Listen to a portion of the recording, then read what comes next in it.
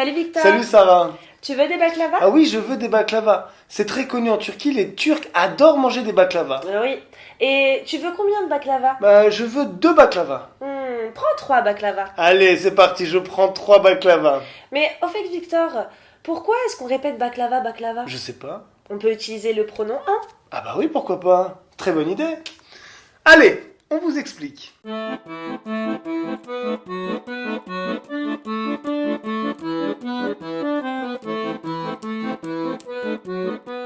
Salut les francophiles.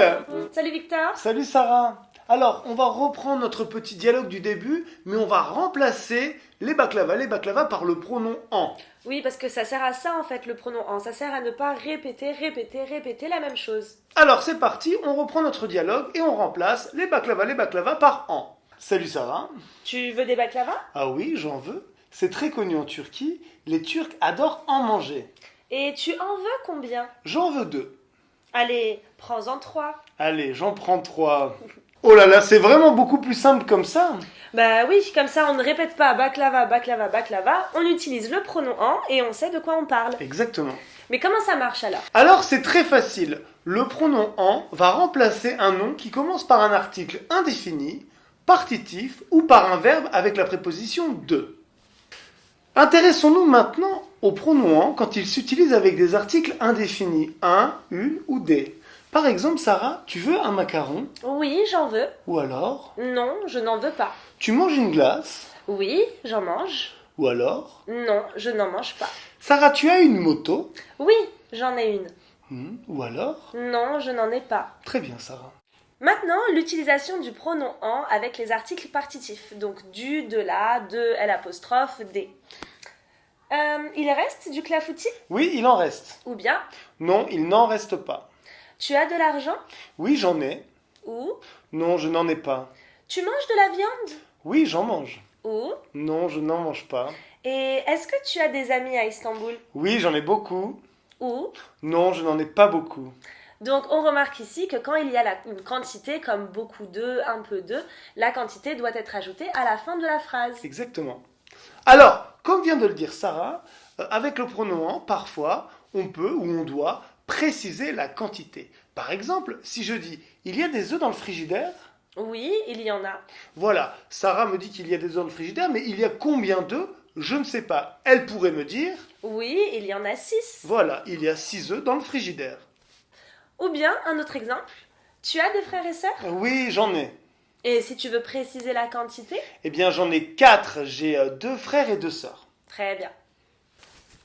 Alors Sarah, un autre point important, c'est que le pronom en peut aussi s'utiliser avec des verbes qui utilisent la préposition de. Oui. Par exemple, Bien, par exemple, parler de, s'occuper de, revenir de. rêver de.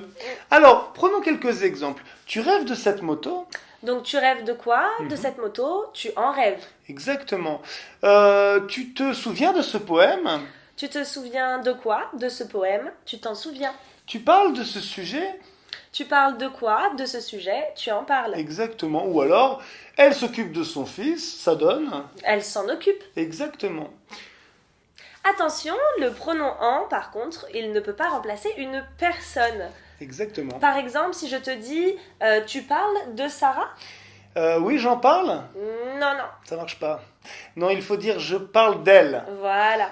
Ou bien tu t'occupes de Victor? Je m'en occupe. Je m'occupe de lui. C'est ça. On doit utiliser les pronoms toniques. Alors attention, dans le langage oral, dans la langue courante, souvent on entend cette erreur et ce n'est pas si grave. C'est pas grave si vous faites cette erreur. Vraiment, beaucoup de Français la font. Ne vous inquiétez pas. Mais grammaticalement, c'est incorrect. C'est vrai.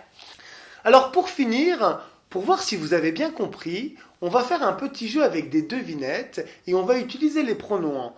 Essayez de voir, essayez de deviner ce que remplacent les pronoms en. Par exemple, Tu vas en chercher à la banque. à la banque, je vais chercher quoi? De l'argent. Oui. Exactement. Ou bien tu en achètes pour la Saint-Valentin. J'achète quoi pour la Saint-Valentin? J'achète des fleurs. Ouais. Alors à moi, les Turcs en mangent beaucoup. Des baklava. Exactement. On en voit nager dans la mer. On voit quoi nager? Des poissons? Très bien. On en voit voler dans le ciel. On voit quoi voler dans le ciel? Je pense à des oiseaux. Dernière devinette, les Français en mangent au petit déjeuner. Des croissants. Exactement, Sarah. Bravo. Donc voilà, c'est fini pour aujourd'hui avec le pronom en. C'est très facile, on espère que vous avez bien compris. Et si vous voulez vous exercer davantage, vous pouvez retrouver des exercices dans les commentaires. N'oubliez pas de vous abonner et de nous suivre sur les réseaux sociaux. Ça nous fera plaisir et on va faire beaucoup d'autres vidéos pour vous. Salut les francophiles! Salut les francophiles!